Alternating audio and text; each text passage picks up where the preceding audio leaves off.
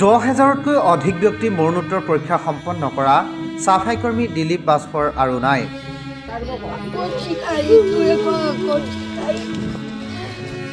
মঙলবাৰে পুৱা 10 বজাত আকস্মিকভাৱে অসুস্থ হৈ নিজ গৃহতে পৰলোকপ্ৰাপ্তি ঘটে বাজপৰৰ।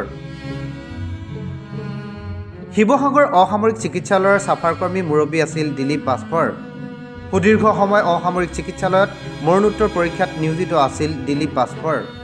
ৰাজ্য কঁপাই যোৱা শিৱসাগৰ ৰাধাকুমাৰী আৰু দীক্ষা ৰাজকুমাৰীৰ নৃশংস হত্যাকাণ্ডৰ ৰহস্য উন্মোচিত কৰাত মূল ভূমিকা পালন কৰিছিল দিলীপ বাজপৰে। শেহতীয়াকৈ শিৱসাগৰত অনুষ্ঠিত অসম কবি সন্মিলনৰ অন্যতম পতাকা উত্তোলক আছিল দিলীপ বাজপৰ। প্ৰচাৰৰ আঁৰত থাকি নীৰৱে সমাজসেৱা কৰি অহা দিলীপ বাজপৰৰ মৃত্যুৱে সমগ্ৰ জিলাখনতে গভীৰ শোকৰ ছাঁ পেলাইছে।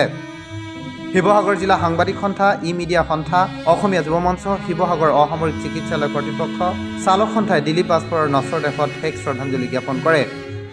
আনহাতে জাৰ্নেলিষ্ট ইউনিয়ন অৱ শিৱসাগৰ জিলা সমিতিৰ সম্পাদক ফাৰহান লস্কৰ, সভাপতি সপোন ৰায়ে দিলীপ বাজপৰৰ আত্মাৰ চিৰশান্তি কামনা কৰিছে।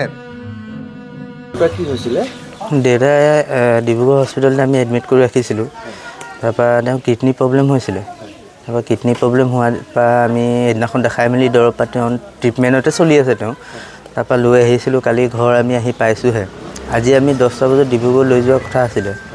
তাৰ মাজতে এই ঘটনাটো হৈছে এনেকৈ। বয়স কিমান হৈছিলে? তেওঁ বয়স এপ্ৰক্সিমেট 54 মান হৈ আছে। ল'ৰা দুটা, মই আৰু মোৰ দাদা এজন আছে মোতকৈ ডাঙৰ, আৰু বাইদেউ আছে, বাইদেউ বিয়া হ'ল। নহয়, সঁচাকৈ আজি এটা দুখৰ দিন। আমাৰ অসমীয়াৰ আচলতে বিহুৰ দিনাখনেই আমি দিলীপ দাক এনেধৰণে হেৰুৱাই সঁচাকৈ আমি অসমীয়া যুৱ মঞ্চৰ লগতে শিৱসাগৰবাসী হিচাপে আমি দুখ অনুভৱ কৰিছোঁ। সুদীৰ্ঘ বহু বছৰ আচলতে প্ৰায় 10,000তকৈ অধিক লোকক মৰণোত্তৰ পৰীক্ষাৰ সময়ত চিকিৎসকসকলক সহায় কৰা মূল ব্যক্তিজনেই আছিল দিলীপ দা, আৰু আজি তেখেতক হেৰুৱাই আমি সঁচাকৈয়ে আমি দুখ অনুভৱ কৰিছোঁ। আৰু এটা কথা আমি ক'ব বিচাৰিছোঁ যে বহুকেইটা শিৱসাগৰৰ আচলতে বহু ডাঙৰ ডাঙৰ ঘটনা আচলতে দোষীক শাস্তি দিয়াৰ ক্ষেত্ৰত মৰণোত্তৰ পৰীক্ষাৰ যি ৰিপৰ্ট, সেই ৰিপৰ্ট দিয়াৰ ক্ষেত্ৰত আচলতে মূল ভূমিকা গ্ৰহণ কৰিছিল এই ব্যক্তিজন। গতিকে তেখেতক আজি এই বিহুৰ দিনটোতে আমি হেৰুৱাই সঁচাকৈ দুখ অনুভৱ কৰিছোঁ।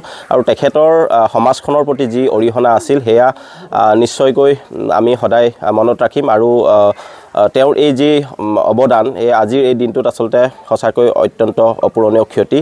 আমি চৰকাৰলৈ আহ্বান জনাইছোঁ যে এনেধৰণৰ ব্যক্তিক আচলতে চৰকাৰৰ ফালৰ পৰাও আচলতে স্বীকৃতি প্ৰদান কৰিব লাগে। আৰু শেহতীয়াকৈ শিৱসাগৰৰ এটা অনুষ্ঠানে তেখেতক আচলতে ৰাইজৰ মাজলৈ অনাৰ চেষ্টা কৰিছিল। যিহেতু তেখেতে যথেষ্ট এনেধৰণৰ কামৰ লগত যদিও জড়িত, তেখেত কিন্তু প্ৰচাৰৰ আঁৰত থকা এজন ব্যক্তি, কোনোদিন তেওঁ প্ৰচাৰৰ বাবে আগবাঢ়ি অহা নাছিল। গতিকে আমি শিৱসাগৰৰ বিভিন্ন ৰাইজলৈ আমি অনুৰোধ জনাইছোঁ, গতিকে তেখেতৰ পৰিয়ালটোৰ কাষত থিয় দিব লাগে এই বিপদৰ সময়ত।